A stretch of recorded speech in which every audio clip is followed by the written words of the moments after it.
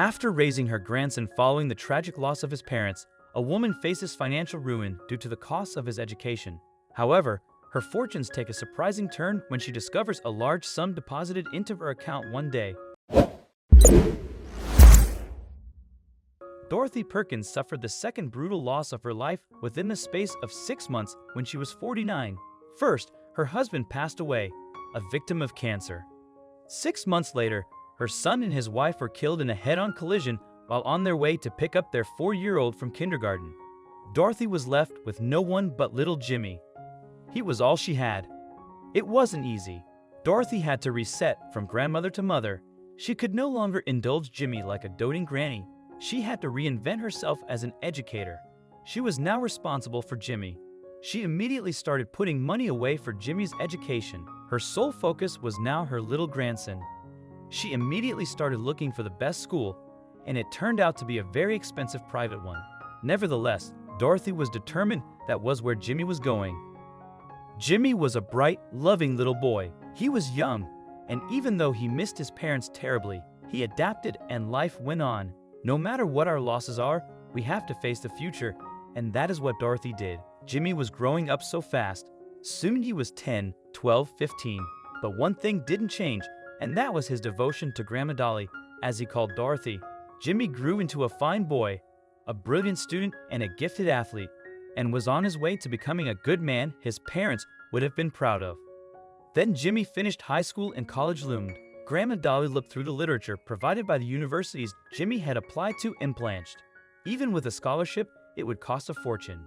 But Jimmy had been accepted to Yale on a partial athletic scholarship, and Dorothy was determined he would go. She refused to allow Jimmy to contract student loans that would haunt him for the rest of his life, so she drew on her pension fund and her savings and borrowed money from the bank. By the time Jimmy graduated magna cum laude, Dorothy was broke. That meant that she had to carry on working long after she should have retired. Her friends flew off to Europe or Asia and took cruises around the world, but not Dorothy. But she had no regrets. She had her beautiful boy, who was now a grown man. Jimmy was now 29, a successful lawyer and associate at a prestigious law firm on the way to becoming partner. He and Grandma Dolly were as close as ever, and every Sunday he came for dinner. Dorothy was a week away from her 75th birthday when she realized that she could no longer keep up with the payments on her loans. She would have to file for bankruptcy, and that meant that she would probably lose her home. Dorothy hid her situation from Jimmy. She didn't want him to know what his success had cost her. She decided she'd have one last celebration at her beloved home, the home where she lived with her husband and watched her son grow up. She invited Jimmy and his girlfriend, Rita, for her birthday dinner. She was surprised when Jimmy arrived alone, carrying a bouquet of roses for her. "Honey, where's Rita?" Dolly asked, surprised. She liked Rita. Jimmy shrugged his shoulders and sighed. "We broke up," he said. "But I just saw you 2 weeks ago." Dolly exclaimed, "You were so in love." Rita said, "She said I was cheap," Jimmy explained. "She said I never wanted to go out anywhere expensive, that I never." "It doesn't matter, Grandma. It's over." "Oh, honey," Grandma Dolly sighed. "I'm so sorry." She hugged Jimmy and led him into the dining room. She'd made him all his favorite dishes and baked a huge red velvet cake. "Hey," Jimmy cried, "it's your birthday, not mine." Dorothy smiled. "When I spoil you, I please myself," she said, and started dishing out the delicious roast potatoes. The two were enjoying their dessert when the phone rang. It was one of Jimmy's closest friends, Mark. "Jim, my man," Dorothy heard Mark say. "Listen, I'm booking us a week down in Mexico to go fishing." "Wait up," Jimmy said. "That sounds, when are you guys going?"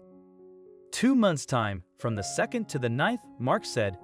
"Let me check my calendar," Jimmy said, but Dorothy saw that he didn't check his calendar. "Sorry, buddy, I have a conference in London that week. Maybe next time." After Jimmy hung up, Dorothy asked, "Jimmy, why did you lie to Mark?" "I don't like fishing, Grandma Dolly," Jimmy said and started telling her a funny story about work. They had a lovely evening together, but the next day, it was time for Dorothy to face the music. She drove down to the bank and asked to speak to the manager. "Mr. Durrell," she said calmly, "I'm broke and I won't be able to make my loan payments this month." The manager quickly accessed Dorothy's file on his computer. He frowned. "I'm afraid there must be some mistake, "Mrs. Perkins," he said, "your loans were all paid off yesterday," he explained, "and your bank account shows a balance of $110,000. "That's impossible," cried Dorothy. "I owed over $200,000. "Yes, you did," the bank manager said, "but as I'd explained, your debt was cleared." "But who?"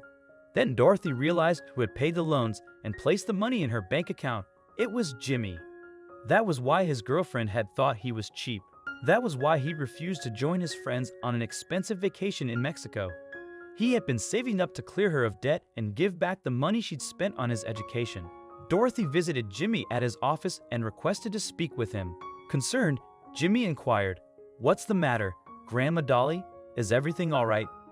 Overwhelmed with emotion, Dorothy tearfully responded, "Oh, you dear boy, you didn't need to make such a sacrifice for me." Jimmy embraced her, gently replying, "Sacrifice? I merely followed the example you set for me long ago. You taught me that we prioritize those we love, and that's exactly what I did."